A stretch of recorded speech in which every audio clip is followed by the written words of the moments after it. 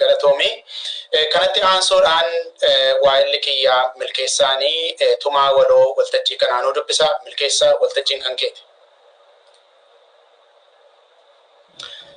Hayyee galatoomaa iyyuu yeroo bal'aa fudhannee marii gochaa turre kanatti aansuun akkuma itaanaan jedhe tumaa waloo hirmaattonni waltajjii kanaa irratti waliif galan isiniin dhiyeessa nan dubbisa jechuudha. Waliigaltee hayyootaa fi bakka bu'oota jaarmiyaalee siyaasaa Oromoo ibsa gabaabaa. Nuti hayyoonni fi bakka bu'oonni jaarmiyaalee siyaasaa kora mata duree kufaatii Abiyyiin booda barbaachisummaa marii biyyaalessaa Oromoo jedhuun horn conversation qindeesse irratti hirmaannee marii taasifneen murtoowwan armaan gadii irratti waliif galleerra.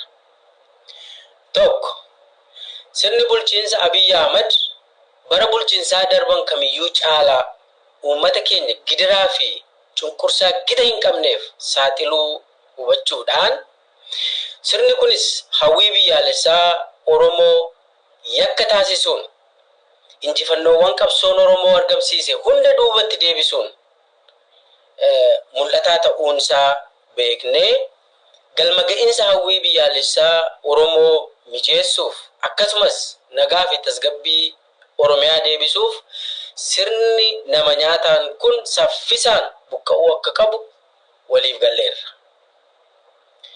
Lama, humni uummata keenyaa inni guddaan tokkummaa isaati. Sirni Abiy Ahmed garuu bu'uura aangoo isaa kan godhate tokkummaa Oromoo diiguu fi uummata Oromoo kallattii hundaan jibbisiisuu tarsimoo kan godhatedha. Tokkummaan uummata keenyaa kan dhiigaa fi lafee qabsaa'ota hangafootaan ijaarame deebi'ee akka tituuf gumaacha gochuu akka qabnu walii galleerra. Sadii, sirna hamaa kana buqqisuun sirna bilisummaa fi abbaa biyyummaa uummata keenya gonfachiisu argamsiisuuf nuti marti karaa dandeenyuun waltumsuu malee falli biraa akka hin jirre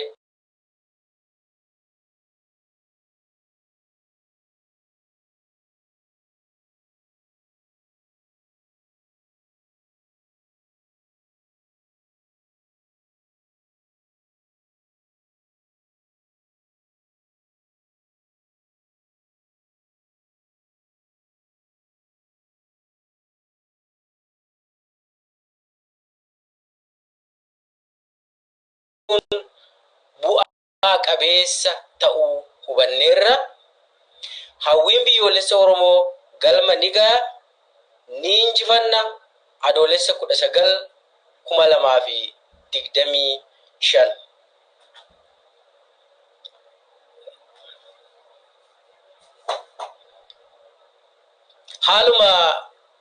Haaluma kanaan egaa waltajjii yeroo dheeraa fudhannee marii bal'aa gaggeessinee tumaa waloo godhannee jirra.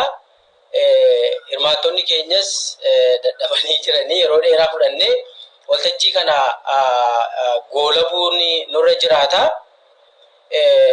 Guyyaan kun guyyaa addaati. Guyyaa itti Oromoon abdii horatedha. Guyyaa itti Oromoon gadadoof gidiraa keessaa ba'uuf tokkummaa isaa deebisee jabeeffachuuf waadaa haaromsatedha. Kanaafuu hirmaattonni marii kana irratti argamtanii yaada furmaataa dhiyeessitan gulantaa qabsoo xumuraaf furmaata ta'uu kan danda'u yaada gurguddaa gumaachitan hedduu galatoomaa isiniin jechuu barbaanna. Hayyoonni keenya bakka bu'oonni jaarmiyaalee siyaasaa asitti dhiyaattanii yaadaaf qalbii uummata keenyaa fayyiftan ulfaadhaa galatoomaa isiniin jenna. Hordoftoonni sagantaa karaa marti bakka jirtan maratti ulfaadhaa galatoomaa isiniin jenna.